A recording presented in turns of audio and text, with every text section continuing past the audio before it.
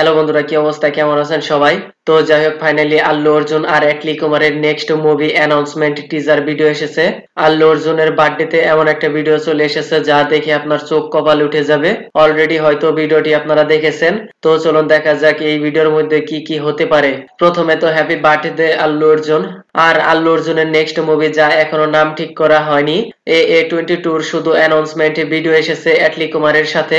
এইখানে অ্যাটলি কুমার কোন ধরনের ডিরেক্টর তা জাউন সিনেমার মাধ্যমে প্রমাণ করে দিয়েছে।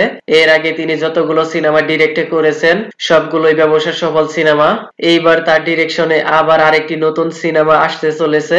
Allu Arjun lead hero in this film. এই ভিডিওতে সান পিকচার সিইও এর সাথে ডিল করে আল্লু আর অ্যাটলি প্লেনে করে ডাইরেক্ট লস অ্যাঞ্জেলসে লোলা ভিএফএক্স কোম্পানিতে। এই কোম্পানি যেমন তেমন কোম্পানি নয়, হলিউডের মধ্যে সবচাইতে নামকরা ভিএফএক্স কোম্পানি। ইতিপূর্বে এই কোম্পানিটি অনেকগুলো সিনেমায় কাজ করেছেন। তাদের মধ্যে উল্লেখযোগ্য Avengers, Endgame, Loki universe, Iron Man, Antman, Aquaman এবং অবতার আরো অসংখ্য রয়েছে। ওই ভিডিওতে স্পেকট্রাল মোশন, যেখানে লাইভ প্র্যাকটিক্যাল মোশন ইফেক্ট দেওয়া হয়, কম্পিউটার বা সিজিআই এর দ্বারা নয়, একদম রিয়েল জীবজন্তু, পোকামাকড় এইগুলার মোশন ক্যাপচার করা হয়। তারপর দেখানো হয়েছে ফেকচার্ড এফএক্স সেকশন, সেইখানে প্রস্থেটিক মেকআপ ডিজাইন করা হয়। এরপর গিয়েছেন আইএলএম টেকনোপ্রপস, এই সেকশনে তারা দেখেছেন কিভাবে মোশন ক্যাপচার করা হয়।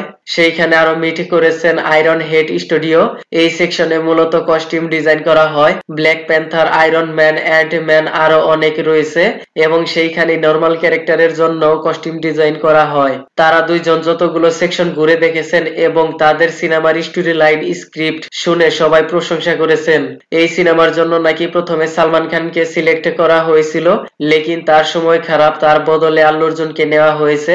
অ্যাটলি কুমার অনেক দূর বহু গুণ চিন্তা করে আল্লু অর্জুনকে কাস্টিং এ রেখেছেন। তারপরে এইখানে আল্লু অর্জুনকে চেয়ারে বসিয়ে লাইটিং ব্যাকগ্রাউন্ড সেট আপ করে একদম রিয়েল ফেসিয়াল ক্যাপচার করতে দেখা গেছে, যাতে সিনেমার মধ্যে একদম সেম এক্সপ্রেশনটাই দেখতে পাওয়া যায়। এত সবকিছু দেখে বুঝতেই পারছেন কি হতে চলেছে সিনেমার মধ্যে।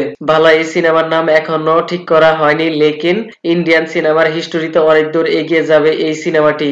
আল্লু অর্জুনের অ্যাক্টিং সোয়াগ স্টাইল পুষ্পা টুর মধ্যে দেখতে পেয়েছেন, তার থেকে আরো হাই লেভেলের বহুগুণ জলবা দেখতে পাওয়া যাবে এই নিউ মুভিতে। তো যাই হোক, এতটুকু দেখিয়ে অলরেডি দর্শকদের মনে হাইপ জমে গেছে। সামনে হয়তো এর আরো অনেক আপডেট চলে আসবে। ওকে দেন, ভিডিওটি কেমন লেগেছে আপনার? ধন্যবাদ, দেখা হবে পরের ভিডিওতে।